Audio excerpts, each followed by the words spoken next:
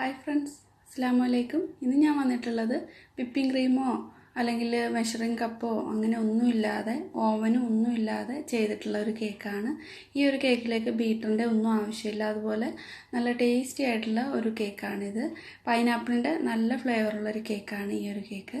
ഇത് കുക്കറിൽ ചെയ്തിട്ടുള്ള ഒരു കേക്കാണ്. അതുപോലെ മിക്സിയുടെ ജാറിൽ ഇതിലുള്ള ബാറ്ററിന് മുട്ടയൊക്കെ അടിച്ചെടുത്തിട്ടുള്ളത് മിക്സിയുടെ ജാറിലാണ്. അതുപോലെ ഇതിലേക്കുള്ള മൈദ ഒക്കെ അളന്നിട്ടുള്ളത് സ്പൂൺ കൊണ്ടാണ്. അപ്പോൾ എല്ലാവർക്കും തന്നെ ചെയ്തെടുക്കാൻ പറ്റിയ ഒരു കേക്കാണ്. അപ്പോൾ ഇതിനായിട്ട് ഒരു 12 ടേബിൾ സ്പൂൺ മൈദ എടുക്കുന്നുണ്ട്. അപ്പോൾ നിങ്ങൾ മൈദ യൂസ് ചെയ്യാത്തവരാണെങ്കിൽ ഇതിന് പകരമായിട്ട് ഗോതമ്പ് മാവ് വെച്ചിട്ടും ഈ സെയിം കേക്ക് തന്നെ തയ്യാറാക്കി എടുക്കാവുന്നതാണ്. ഈ 12 ടേബിൾ സ്പൂൺ മൈദ എന്ന് പറയുന്നത് 250 ml കപ്പിൽ 1 കപ്പ് മൈദ ഉണ്ടാവും. അപ്പോൾ ഞാൻ എടുത്തിട്ടുള്ളത് ഈ ഒരു സ്പൂണാണ്. ഇനി ഇതിലേക്ക് ചെറിയ സ്പൂണിൽ 1 ടീസ്പൂൺ ബേക്കിംഗ് പൗഡർ വേണം. അപ്പോൾ എടുക്കുമ്പോൾ സ്പൂൺ നോക്കിയിട്ട് മാത്രം എടുക്കുക. ചെറിയ സ്പൂണിലാണ്, നമ്മൾ മൈദ അളന്നിട്ടുള്ള സ്പൂണിലല്ല, അതിൽ ചെറിയ സ്പൂണിലാണ് 1 ടീസ്പൂൺ ബേക്കിംഗ് പൗഡർ ചേർക്കുന്നത്. അപ്പോൾ നിങ്ങളുടെ അടുത്ത് ബേക്കിംഗ് പൗഡർ ഇല്ലെങ്കിൽ ഇതിന് പകരമായിട്ട് ഒരു 1/2 ടീസ്പൂൺ ബേക്കിംഗ് സോഡയും 1 ടീസ്പൂൺ വിനാഗിരിയുടെ മിക്സ് ചെയ്ത് ചേർത്താൽ മതി. അതിലേക്ക് ഞാൻ 1 നുള്ളു ഉപ്പ് ചേർത്തിട്ട് നന്നായിട്ടൊന്ന് അരിച്ചെടുക്കുന്നുണ്ട്.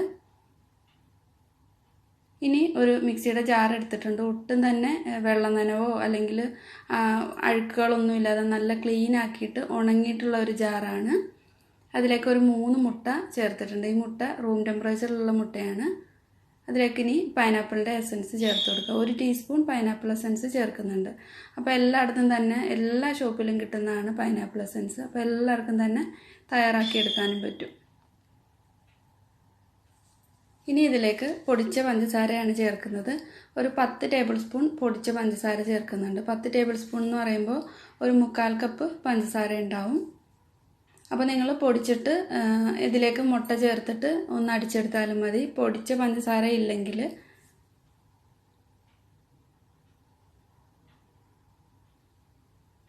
ഇനി ഇത് നന്നായിട്ട് ഒന്ന് അടിച്ചെടുക്കാം. ഒരു 2-3 മിനിറ്റ് നന്നായിട്ട് അടിച്ചെടുത്തിട്ടുണ്ട്.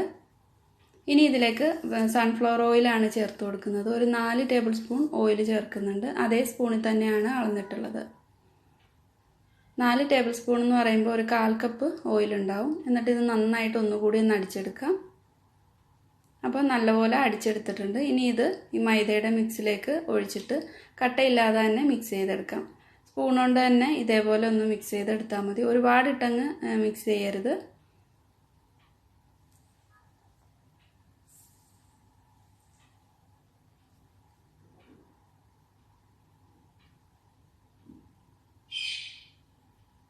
അപ്പോൾ നിങ്ങളെടുക്കുന്ന മുട്ടയുടെ വലുപ്പം അനുസരിച്ച് ബാറ്ററിൽ ചിലപ്പോൾ വ്യത്യാസം ഉണ്ടാവും.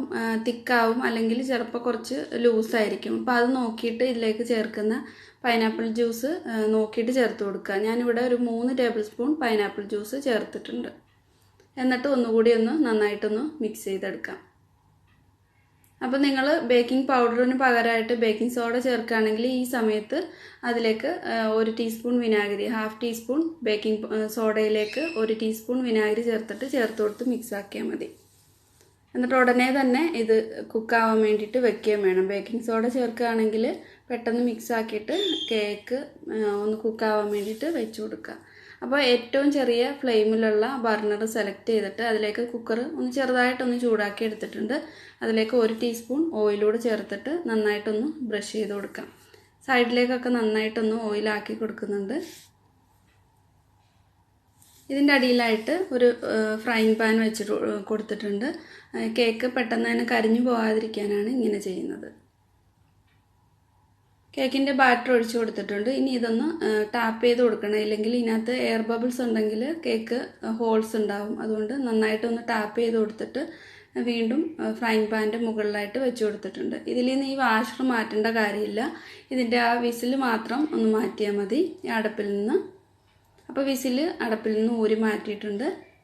ഇനി ഇത് ലോ ഫ്ലെയിമിൽ വെച്ചിട്ട് ഒരു 45 മുതൽ 55 മിനിറ്റ് വരെ ബേക്ക് ചെയ്തെടുക്കാം. അപ്പോൾ നിങ്ങളുടെ ഗ്യാസ് സ്റ്റൗവിൻ്റെ ഫ്ലെയിം അനുസരിച്ചിട്ട് ചിലപ്പോൾ സമയം അങ്ങോട്ടും ഇങ്ങോട്ടും വ്യത്യാസം ഉണ്ടാകും. അപ്പോൾ നോക്കിയിട്ട് മാത്രം എടുക്കുക. ഒരു 45 മിനിറ്റ് ആവാതെ എന്തായാലും തുറന്നു നോക്കണ്ട. ഏറ്റവും കുറഞ്ഞ ഫ്ലെയിമിൽ തന്നെ വെച്ച് കൊടുക്കാം. ഇതിലേക്കുള്ള ക്രീം ഒന്ന് ആക്കിയെടുക്കുന്നുണ്ട്, കേക്ക് ഡെക്കറേറ്റ് ചെയ്യാൻ വേണ്ടിയിട്ടുള്ളത്. അപ്പോൾ അതിനായിട്ട് 1 കപ്പ് പൈനാപ്പിൾ ജ്യൂസ് എടുത്തിട്ടുണ്ട്. ഈ ഗ്ലാസ്സിൽ 1 ഗ്ലാസ് അല്ലെങ്കിൽ 250 ml കപ്പിലാണെങ്കിൽ 1 കപ്പ് എടുക്കുക. അതിലേക്ക് ഒരു 3 ടേബിൾ സ്പൂൺ കോൺഫ്ലോർ ചേർത്ത് കൊടുക്കാം. അപ്പോൾ നിങ്ങളുടെ അടുത്ത് കോൺഫ്ലോർ ഇല്ലെങ്കിൽ ഇതിന് പകരം മൈദ യൂസ് ചെയ്താൽ മതി. ഇനി ഇതിലേക്ക് ഞാൻ പൊടിച്ച പഞ്ചസാരയാണ് ചേർക്കുന്നത്. അപ്പോൾ പഞ്ചസാരയുടെ അളവ് പൈനാപ്പിളിൻ്റെ ആ ടേസ്റ്റ് മധുരം അനുസരിച്ചിട്ട് വ്യത്യാസം ഉണ്ടാവും. അപ്പോൾ ഒരു 4 ടേബിൾ സ്പൂൺ മുതൽ 8 ടേബിൾ സ്പൂൺ വരെ പഞ്ചസാരയോ അല്ലെങ്കിൽ പഞ്ചസാര പൊടിച്ചതോ ചേർത്ത് കൊടുക്കുക. മധുരം നോക്കിയിട്ട് നിങ്ങൾക്ക് ആവശ്യമായിട്ടുള്ള പഞ്ചസാര ചേർത്ത് കൊടുത്താൽ മതി. അപ്പോൾ ഇത് നന്നായിട്ടൊന്ന് മിക്സ് ചെയ്തെടുത്തിട്ട് മീഡിയം ഫ്ലെയിമിലിട്ടിട്ട് നന്നായിട്ട് കുറുക്കിയെടുക്കാം. കട്ടയില്ലാതെ തന്നെ ഒന്ന് മിക്സ് ചെയ്ത് കൊടുത്തുകൊണ്ടേയിരിക്കണം. അപ്പോൾ ഇത് നല്ല തിക്കായി വന്നിട്ടുണ്ട്. നല്ലപോലെ ഒന്ന് കുറുകി വരുമ്പോൾ ലോ ഫ്ലെയിമിലേക്ക് മാറ്റിയിട്ട് വേണം ഇത് വേവിച്ചെടുക്കാൻ. ഇതിലേക്ക് ഇനി പൈനാപ്പിളിൻ്റെ എസൻസ് ചേർത്ത് കൊടുക്കുക. 1 ടീസ്പൂണോളം ചേർത്തിട്ടുണ്ട്. ഇനി ഇതിലേക്ക് ഞാൻ 1 ഡ്രോപ്പ് കളർ ചേർക്കുന്നുണ്ട്, ഓറഞ്ച് കളറ്. അപ്പോൾ നിങ്ങൾക്ക് ഈ കളർ ഒഴിവാക്കാവുന്നതാണ്, ഇത് ഓപ്ഷനിലാണ്. ഇഷ്ടമില്ലാത്തവർക്ക് കളർ ഒഴിവാക്കാം. എല്ലാം കൂടെ നന്നായിട്ടൊന്ന് മിക്സ് ചെയ്തെടുക്കുന്നുണ്ട്. ഇനി ഫ്ലെയിം ഓഫ് ചെയ്യുക. ഇപ്പോൾ ഇത് നന്നായിട്ട് കുക്കായി വന്നിട്ടുണ്ട്. ഫ്ലെയിം ഓഫ് ചെയ്തിട്ട് ഇതൊരു ബൗളിലേക്ക് മാറ്റാം. എന്നിട്ട് ഇത് നന്നായിട്ടൊന്ന് തണുക്കാനായിട്ട് വെക്കാം. അപ്പോൾ കേക്ക് ആവുന്ന നേരത്ത് തന്നെ ഈ ക്രീം ആക്കി വെച്ച് കഴിഞ്ഞാൽ നന്നായിട്ട് തണുത്ത് കഴിയുമ്പോൾ നമുക്ക് കേക്കും തണുത്ത് കഴിയുമ്പോൾ ഫ്രോസ്റ്റിംഗ് ചെയ്തെടുക്കാവുന്നതാണ്.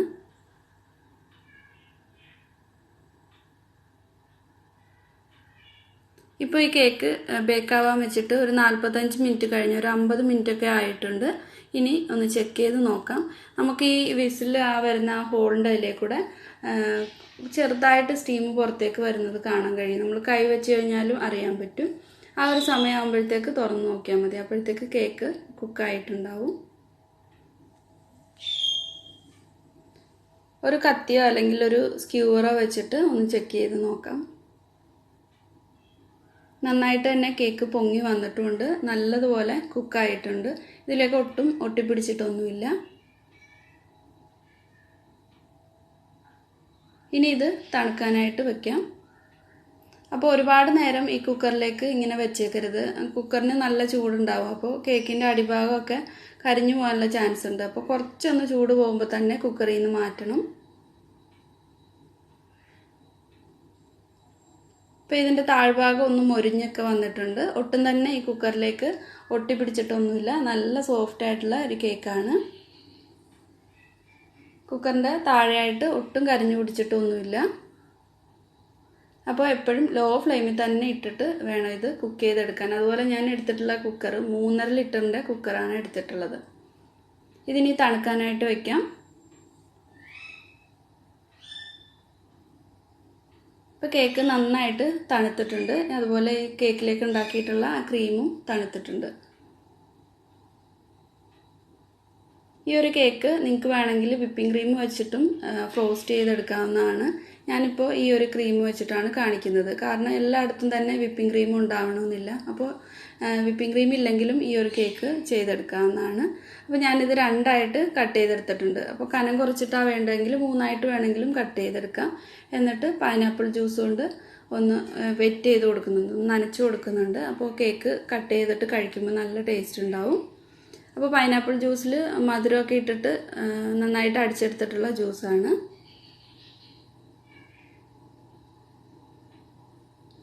ഞാൻ നേരത്തെ തയ്യാറാക്കിയ ക്രീം ഒരു ബാഗിലേക്ക്, ഐസിങ് ബാഗിലേക്ക് മാറ്റിയിട്ടുണ്ട്. ഇനി ഇത് ഒന്ന് സ്പ്രെഡ് ചെയ്ത് കൊടുക്കാം. നിങ്ങൾക്ക് ഇത് അല്ലാതെ തന്നെ ഒരു കത്തിയോ വല്ലതും ഉപയോഗിച്ചിട്ട് ഇതിലേക്ക് ഇട്ടിട്ട് നന്നായിട്ടൊന്ന് എല്ലായിടത്തേക്കൊന്ന് സ്പ്രെഡ് ചെയ്ത് കൊടുത്താൽ മതി.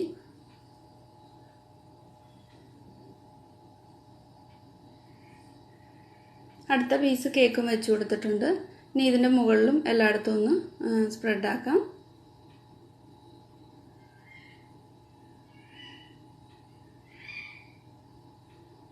ഇതേപോലെ ക്രീം തയ്യാറാക്കി കഴിഞ്ഞാൽ ഒട്ടും തന്നെ ഒലിച്ചൊന്നും പോവില്ല. കറക്റ്റായിട്ട് നമുക്ക് ഫ്രോസ്റ്റിങ് ചെയ്യാനും പറ്റും. ഇതിൻ്റെ മുകളിൽ പൈനാപ്പിളിൻ്റെ പീസ് കൊണ്ട് ഡെക്കറേറ്റ് ചെയ്തെടുക്കാം. എന്നിട്ട് അതിൻ്റെ മുകളിലായിട്ട് ഞാൻ കുറച്ച് ചോക്ലേറ്റ് ഗനാഷ് കൊണ്ടൊന്ന് ഡെക്കറേറ്റ് ചെയ്തിട്ടുണ്ട്. അതൊക്കെ ഓപ്ഷണലാണ്, നിങ്ങളുടെ ഇഷ്ടം അനുസരിച്ചിട്ട് ചെയ്തെടുക്കുക. എന്നിട്ട് നന്നായിട്ട് തണുപ്പിച്ചിട്ട് വേണം ഈ കേക്ക് സെർവ് ചെയ്യാനായിട്ട്. അപ്പോഴായിരിക്കും ഒന്നുകൂടെ നല്ല ടേസ്റ്റ് ഉണ്ടാകുന്നത്. വളരെ ഈസിയാണ്. അപ്പോൾ എല്ലാവർക്കും, ഓവനൊന്നും ഇല്ലാത്തവർക്കും ബീറ്ററൊന്നും ഇല്ലാത്തവർക്കും ഒക്കെ റെഡിയാക്കി എടുക്കാൻ പറ്റിയ നല്ല ടേസ്റ്റി ആയിട്ടുള്ളൊരു കേക്കാണ്. എന്തായാലും എല്ലാവരും ട്രൈ ചെയ്ത് നോക്കുക. ഈ വീഡിയോ ഇഷ്ടമായിട്ടുണ്ടെങ്കിൽ ലൈക്ക് ചെയ്യുക. അതുപോലെ നിങ്ങളുടെ ഫ്രണ്ട്സിനോ ഫാമിലിക്കൊക്കെ ഒന്ന് ഷെയർ ചെയ്ത് കൊടുക്കുക. ഇതുവരെ സബ്സ്ക്രൈബ് ചെയ്യാതെ ഏതെങ്കിലും ഫ്രണ്ട്സ് കാണുന്നുണ്ടെങ്കിൽ ഒന്ന് സബ്സ്ക്രൈബ് ചെയ്യാൻ മറക്കല്ലേ. എന്നിട്ട് ബെല്ലൈക്കൺ പ്രസ് ചെയ്ത് ഓൾ എന്നുള്ള ഓപ്ഷൻ സെലക്ട് ചെയ്യാനും മറക്കല്ലേ. Thank you.